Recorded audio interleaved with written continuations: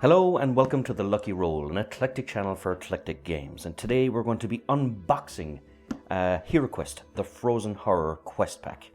Now, our director James is a huge fan of HeroQuest, and of course there was only one obvious Christmas present we could get him this Christmas, and that of course was HeroQuest, the Frozen Horror Quest Pack.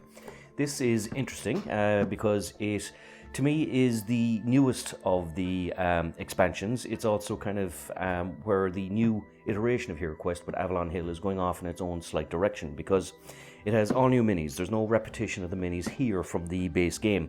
It also has some solo variants for the Barbarian character, and of course, as soon as you beat those solo quests, you go on to kind of cooperative quests with the other characters.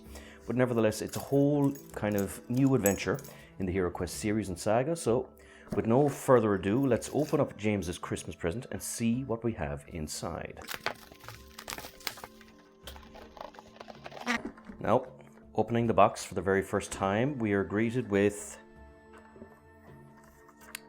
the HeroQuest companion app, free to download. So that is interesting. I presume that allows you, if you don't feel like being the dungeon master, it allows you to kind of play with an automated dungeon master. Other games have done this very well, actually, including the Star Wars Imperial Assault games. We have here the tokens. Now, as you can see, there's quite a bit to it. So this is, I presume, is the new Frozen Throne that goes over the original overlay. You have a nice kind of broken gap ice. You have a treasure room here. We have what could be walls or kind of frozen entrances into the area. Same here. Now this is quite interesting, and that seems to be kind of like a tunnel. We have what I presume are frozen spells. You have, I'm not quite sure what that is. You have skull tokens and more pitfalls and traps and blocked icons. And it is largely the same on the other side.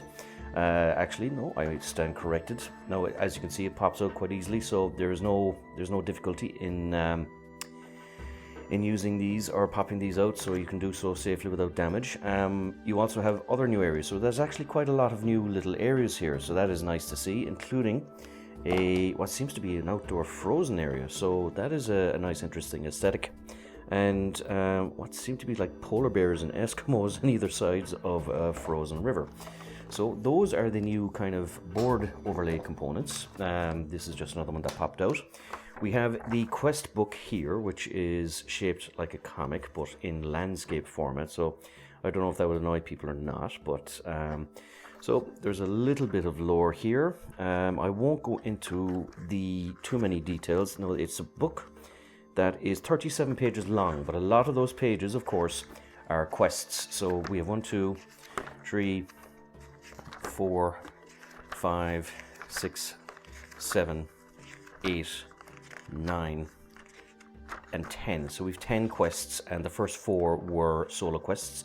We have here, of course, the card stock, so we'll have a look at those in a second.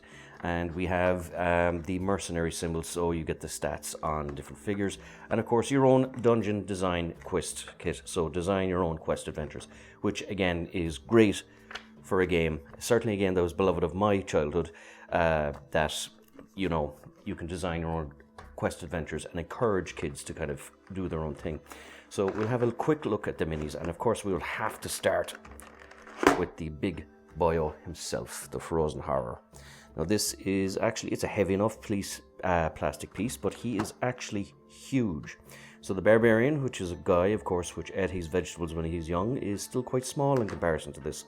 So this is beautifully sculpted. To be fair, this is a gorgeous looking thing. And even if you never painted it, the dark ice blue actually is a lovely color aesthetic to it. So as you can see, there's lots of detail here. It came out very well, and this is a nice kind of end quest boss for your players to come across.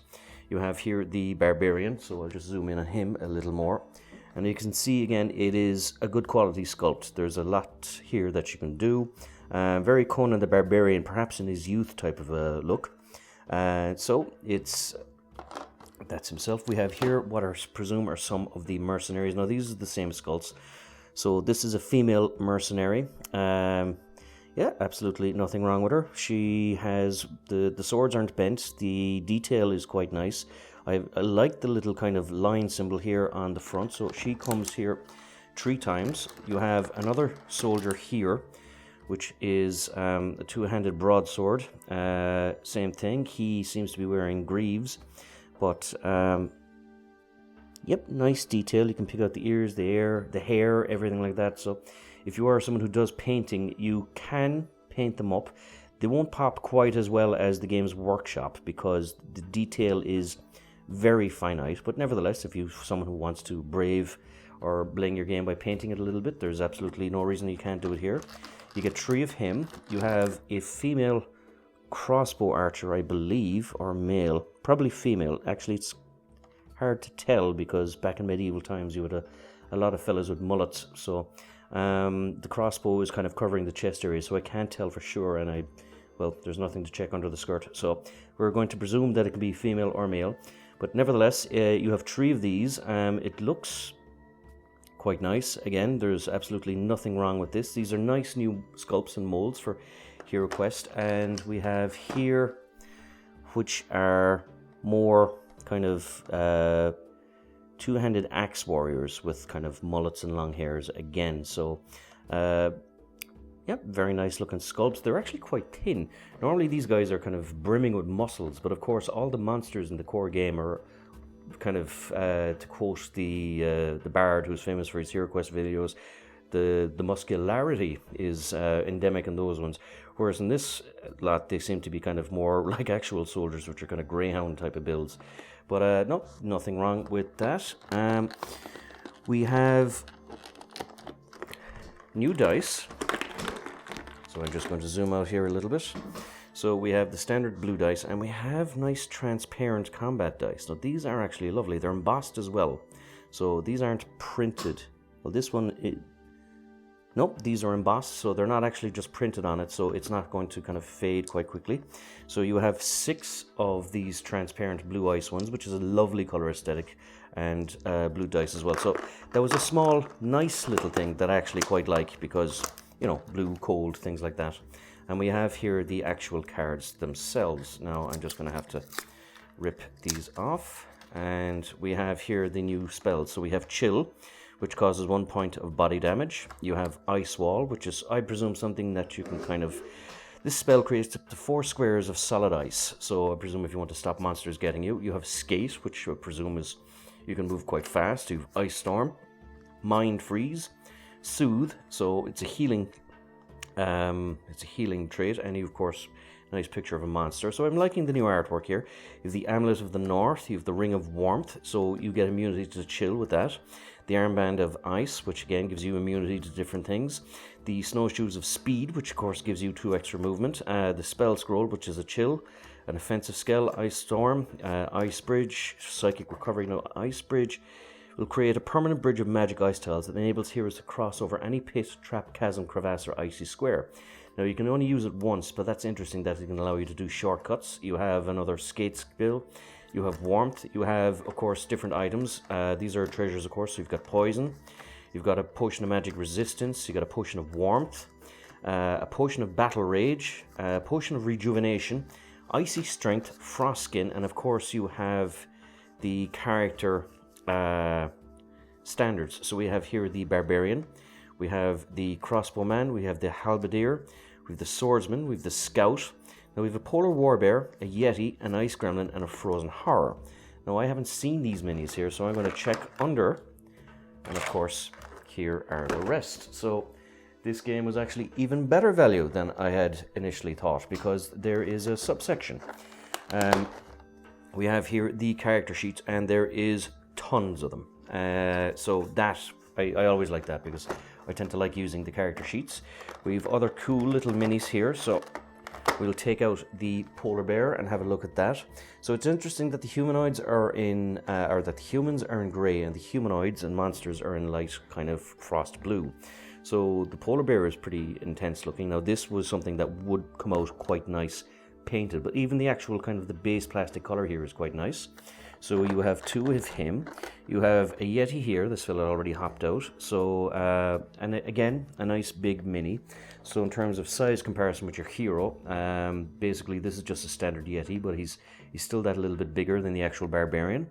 You have, of course, the little ice goblins, which are cute little things. Well, I won't say cute little things, but they're probably kind of elves that were kicked out of Santa's grotto for having various kind of psychoses.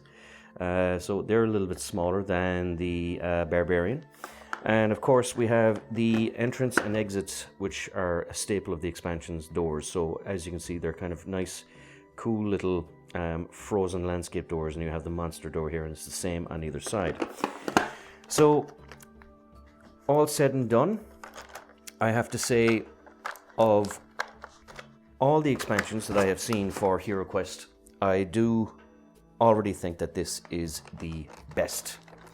It is a game, of course, that is beloved both by myself and by James, but this so far has been the best value expansion, and certainly a brand new, unique one. So it was great to see them re-release the old stuff, because the old expansions were a product of their time, but this is by far the best expansion, because it's new monsters, new minis, new locations, new solo quests, and just very good quality materials. And there was a lot of miniatures in here, more than I actually thought. So until next time, this is Sean from The Lucky Roll. If you enjoyed this little unboxing, please like, subscribe, all that good YouTube stuff. And until next time, good luck, God bless, and stay safe.